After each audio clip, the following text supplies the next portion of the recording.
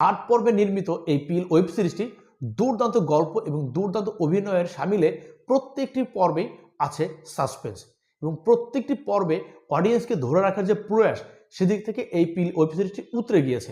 পাশাপাশি পিল ওয়েব সিরিজে যারা অভিনয় করেছে, বিশেষ করে রিতেশ দেশমুখ, আপনারা যারা রিতেশ দেশমুখের সিনেমা দেখে থাকেন তারা অবশ্যই জানেন রিতেশ দেশমুখ সাধারণত কমেডি ঘরানার সিনেমা করে থাকে।